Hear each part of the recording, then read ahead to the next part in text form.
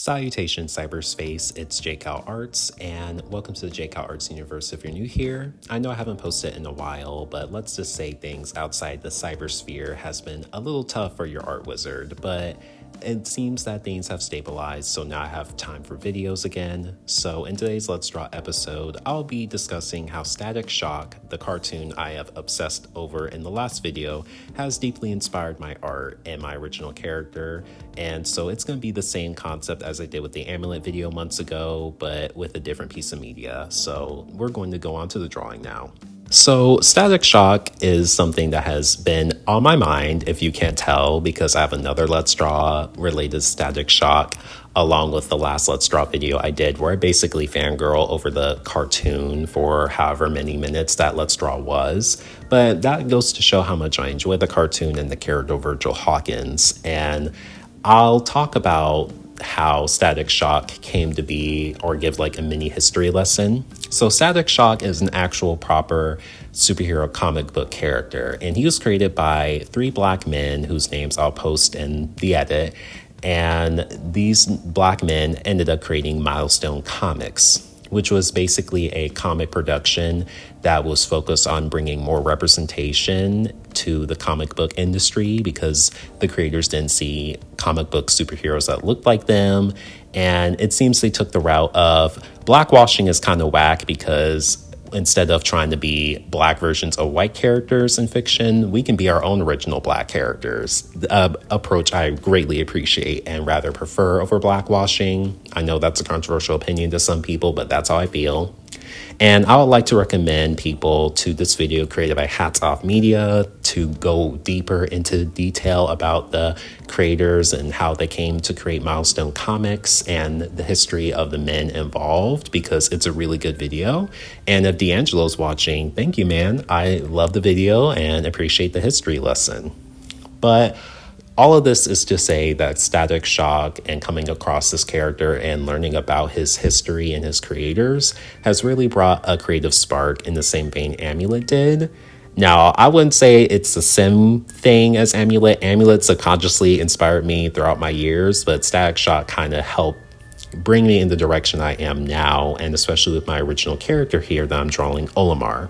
One of my favorite episodes of Static Shock is Static in Africa. This episode has Virgil and his family go to Ghana to vacation, and it's obvious in the episode that Virgil's dad wants his black children to be aware of not only the political ongoings of African Americans and African American history, but the wider black diaspora. And bad guys crash the vacation, and Virgil has to go in static mode to stop them as usual, and is assisted by the Ghanaian superhero Ashanti. And yes, African mythology nerds, I am aware of the reference. And this episode made quite an impression on me. It really made me wish that I had this episode available growing up, or rather I was able to watch it, because as a fellow black nerd, because Virgil is ostensibly a black nerdy character, it would have been nice seeing a black nerdy character reconnect to blackness and black culture, because growing up, I'm pretty sure fellow black nerds, especially black female nerds, can relate.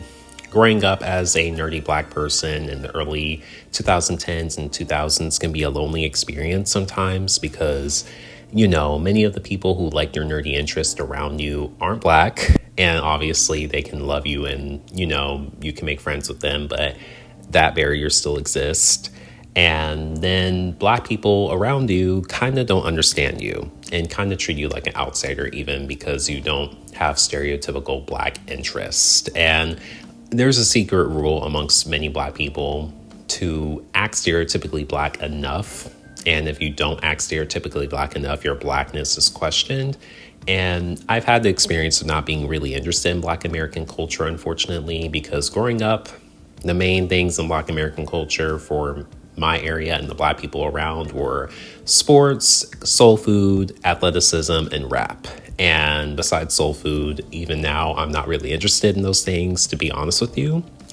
But if I were to seen this episode, it could have taught me a lesson I learned earlier this year, or rather last year, actually, where I can always explore African American culture and African cultures to find things that excite me. And, I've been looking to African American culture and the mythology. Like, we have Brother Rabbit, which is effectively a fictional anthropomorphic rabbit that has been used to basically tell stories of a character acting as a surrogate for African slaves evading capture.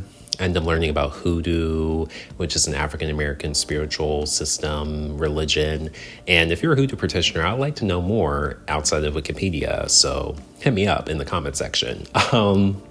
And, these types of things, like our own mythology and fantasy and fiction, has really interested me recently. And I would have never been able to get to this point if I didn't keep looking and searching. So I'm just happy this episode existed. It would have been nice for this episode to air when I was growing up as a Black nerd. And I'm glad that Black nerds are more visible and take up more space in nerdy communities. Even though, let's just be real, Black nerds, they can be freaking racist sometimes. But Black youth who are nerdy don't have to go through the type of invisibility that I had to go through and many others had to go through. Okay, I'm done being vulnerable, so now we're going to talk about Olamar and his visual design upgrade. So I have Olamar's outfit take inspiration from Western and Central African cultures, and so he's basically wearing a top that resembles the agbada. And I don't know if I'm saying it right, so European people, you can correct me in the comment section, but it's effectively the cloth top that many Yoruban men wear. It has a unique shape where it has very large, sleeves on the sides. And once you see it, like, the shape that it has is unforgettable. And hoodoo actually takes a lot of inspiration from Islam and the West African people, particularly from the Mandinka tribe. And it's said that some of those Mandinka tribesmen who would be enslaved and brought to America ended up basically making makeshift turbans with cloth. And so I have him wearing like a turban looking do-rag on his head, and he has a cloth material hanging on the sides. And this is, paying homage to that influence in hoodoo, because I see Olamar coming from a family of hoodoo practitioners, and he gets his powers from that. And it's also very nice to obscure his face to hide his identity. And he also has like this shape to like the lower part of his top, and it kind of reminded me of the type of skirt or like a loincloth that Central African tribes wear, because I can't find a lot of pictures or resources to discuss how Central Africans, like, what their traditional clothing is, but many of them wear this, like, I don't know how to describe it, like, it's skirt-like, that's the only way I can put it, the skirt-like top. And so that's kind of what inspired the bottom part of his top, with him being Olamar here. And he's wearing blue, and I'm pretty sure in his last appearance and the latest Let's Draw I have him in, he's wearing blue as well. And that's because I like the color blue personally, and obviously Static is a mostly blue wearing superhero. So there's that relation. And that's really the type of influences I have right now in Olamar's design. And like I said, this is going to be the official one, at least for a superhero costume. And in superhero mode, he takes on the moniker John the Conqueror. And this is a deity or figure in hoodoo and other African American traditions.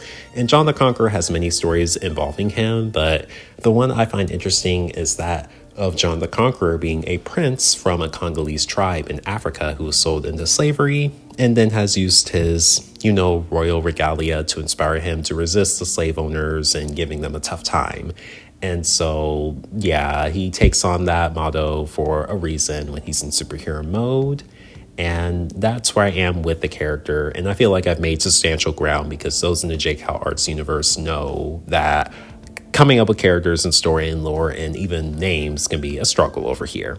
So that's the end of today's Let's Draw. I would like to thank everyone for sticking by and watching, and I'm sorry, J. Cal Arts Universe, for keeping you waiting for content. Life has just been busy, like I mentioned in the beginning of the video, but things have seemingly settled down. And some good personal news: I'm about to graduate from school in May, so hopefully I will reach personal career endeavors that bring me to a more stable place, both time-wise and financially, crossing my fingers, especially in this economy. But we'll see where the road leads us, and hopefully I can put out more Let's Draw videos. But I'm going to continue the JCal Arts channel. I'm not going anywhere. Thank you for watching. See you in the next Let's Draw episode, and on to the finished picture.